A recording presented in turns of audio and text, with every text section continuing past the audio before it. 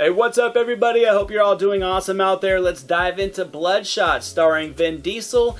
This movie is based on the Valiant comics. It follows slain soldier Ray Garrison, who, after his death, is brought back to life using nanotechnology. He has advanced healing abilities and superpower, but why he was brought back is going to be something that Garrison is going to struggle to learn, as it becomes hard to tell who can and cannot be trusted. So let's dive into this comic book movie to see what it delivers in terms of entertainment.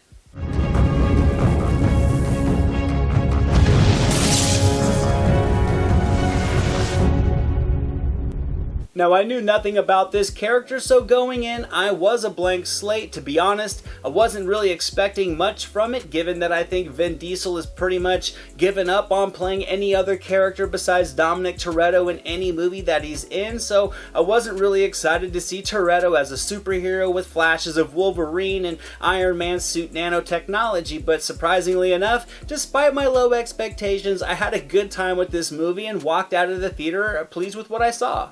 The overall arc of the narrative, yes, is your standard comic book origin story, but there were some small little nuances here and there that I thought made it feel just fresh enough to be able to invest my attention in. It was an interesting plotline that felt surprisingly unique in places and blatantly generic in others. However, there was an atmosphere to the movie that I thought made it feel like its own thing, from the color palette to the styling of the action and the trendy special effects. It all comes together and feels like its own thing, more than it feels like just a copy of all the other comic book movies that are flooding the theaters these days. So, despite its flaws, I found it somewhat appealing and more than entertaining enough given my lower expectations. Now, I ain't gonna go as far as to say this was a great movie, because I don't think it was. I think the characters were extremely thin, with surface level backdrops at best. There's a feeling of all these characters sort of just being caricatures of other character types we've seen done before. What motivates these characters turns out to be very generic or just completely missing,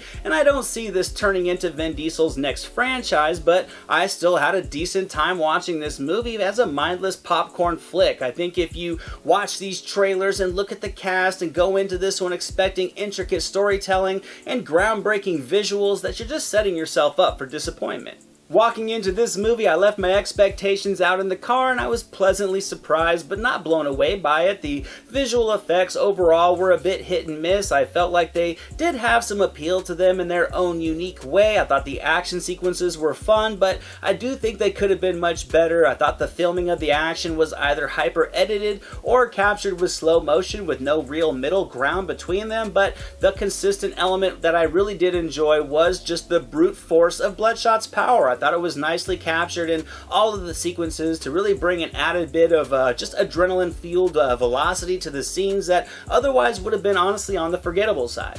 And as for Vin Diesel, well, he's no Jake Gyllenhaal, so a character performance from him is a tad unrealistic to expect. I think his last great performance was in A Man Apart back in 2003, but even after all the Fast and Furious movies, when you go back and watch that movie, it just feels like Toretto dealing with the loss of a slain wife more than it felt like he was disappearing into a character performance.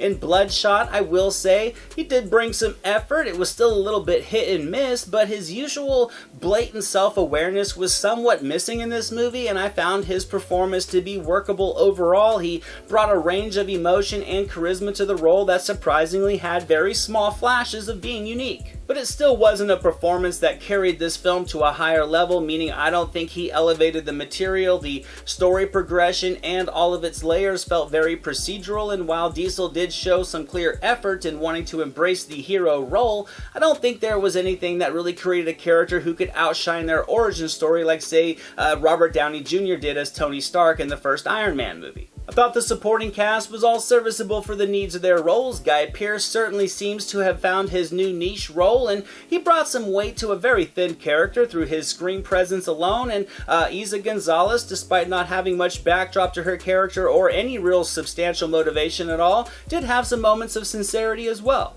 And overall, I gotta say this was a decent flick, and I'm gonna give Bloodshot 70% on the meter. It could have been much more ambitious, and I do think an R rating would have served it better as far as just capturing some grittier action to kind of curb the stylizing just a little bit, but overall what this movie delivered worked for me. The story wasn't overly creative, but it did enough things, just good enough to entertain me. Plus, Lamorne Morris just comes in with some solid comedic relief to really infuse the film with some energy during the back half to keep the engagement level up in what could have otherwise been a disastrous movie.